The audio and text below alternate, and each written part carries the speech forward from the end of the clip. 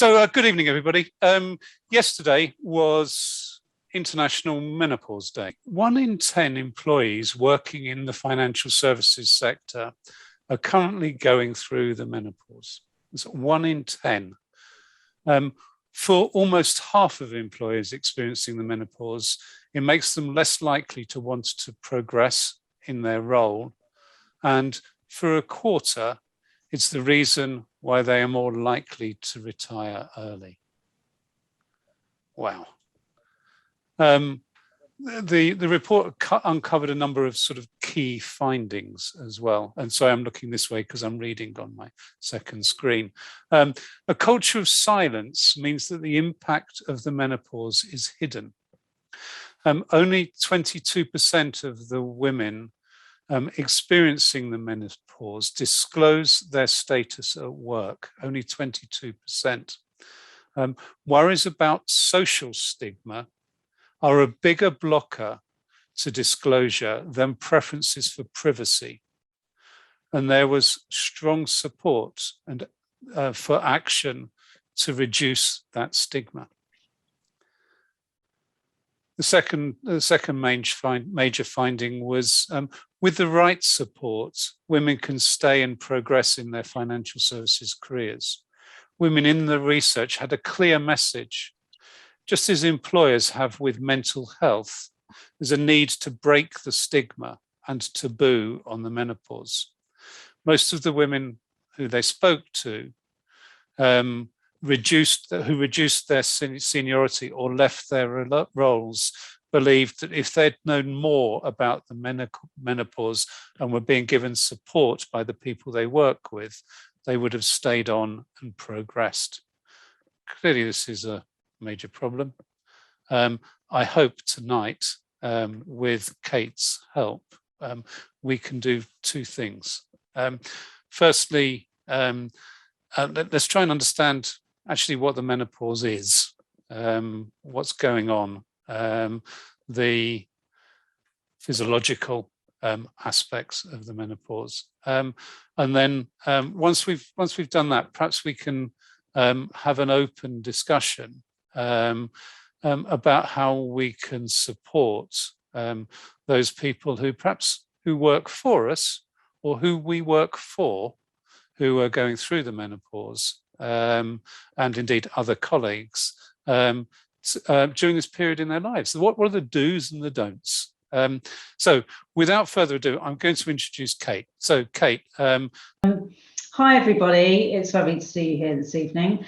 Just by way of introduction, I had a nearly 20-year career in corporate. I was a project and change manager. I worked for FTSE 100 organisations, and I was flown around the world to manage complicated system and process change projects in very diverse and difficult places around the world. And then my menopause hit, and it took me from someone who could pretty much do anything to someone who couldn't get out the front door in the morning. And it utterly devastated me. And that's pretty much how I came to be in this space and why I do what I do.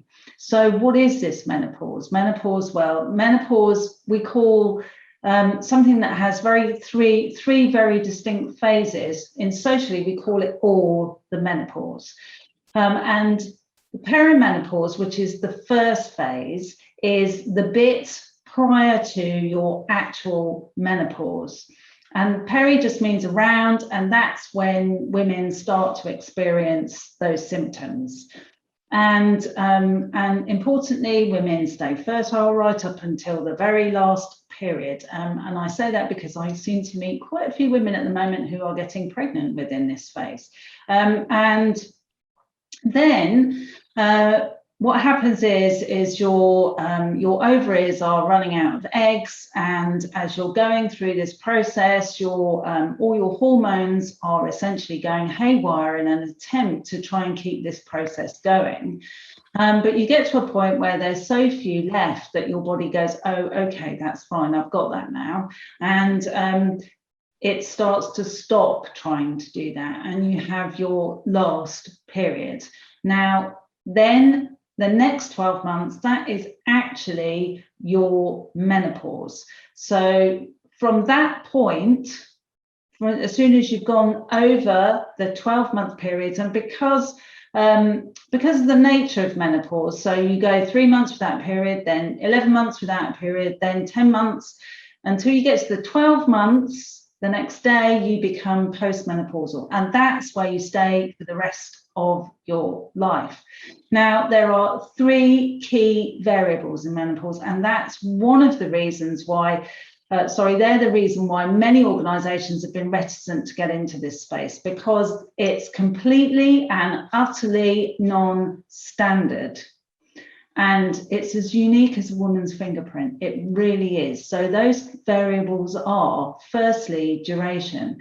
The average duration of menopause is somewhere between 4 to 8 years, according to the NHS. Now, that's every day and every night of those years.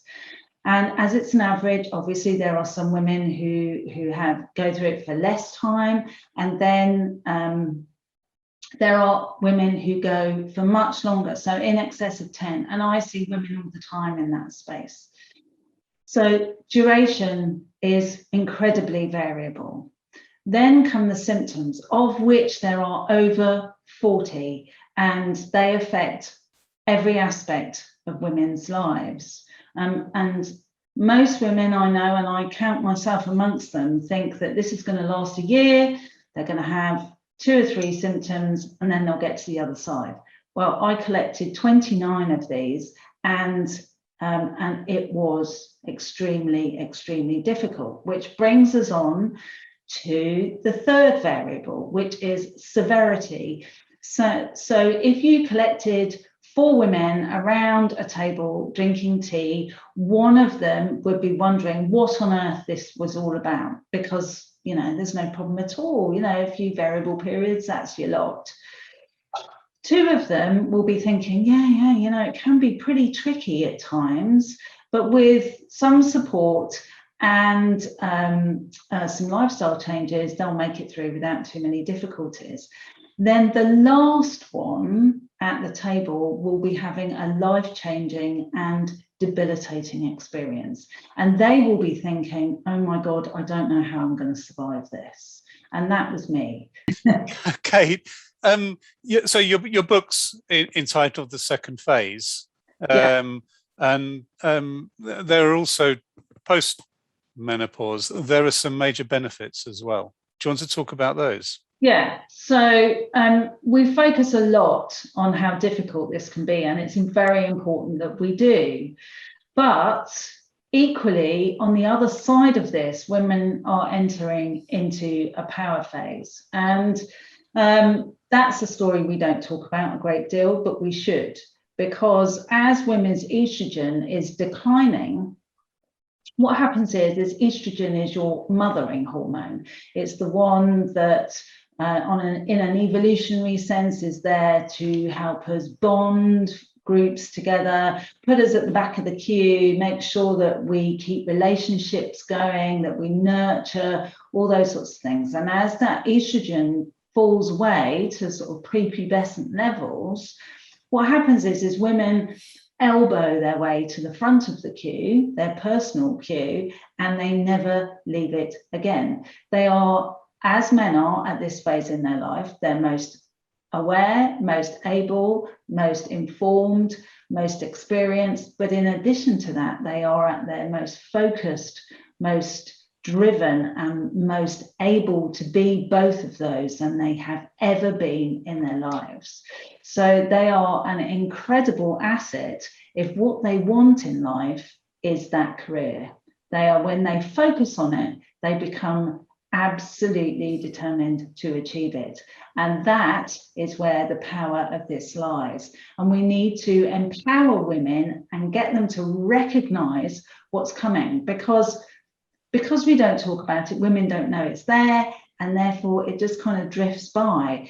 But this is an amazing opportunity, and it's an opportunity for business as well. And we need to actually start to access that. No, I'm muted. Right. I came on to the call tonight, and those of you that know me know that I do tend to talk. I like to talk, and I thought I'd sit here and be quiet tonight and have a listen. But something struck me as hearing the conversation unfold. And why I was going to be quiet is because I don't want to bring my personal situation into this, but I just thought, because I've been living with it, not with menopause, but with somebody who is there for years, and it's not an easy place for the man to be either. But I think that in answer to the question about how do we talk about it, actually, I mean, in our house, we have no problem talking about it. We talk about it a lot, but we talked about periods a lot too.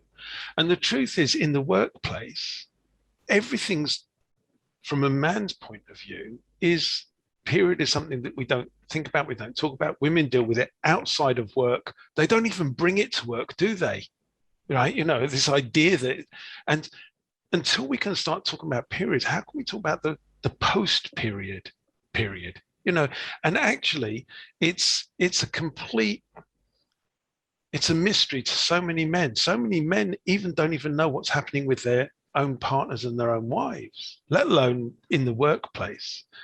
And I think that until we start to find a way, you know, of opening it up in our homes and in our relationships and in the workplace, not from when the woman hits 45 or 47 or 51, but actually from earlier on.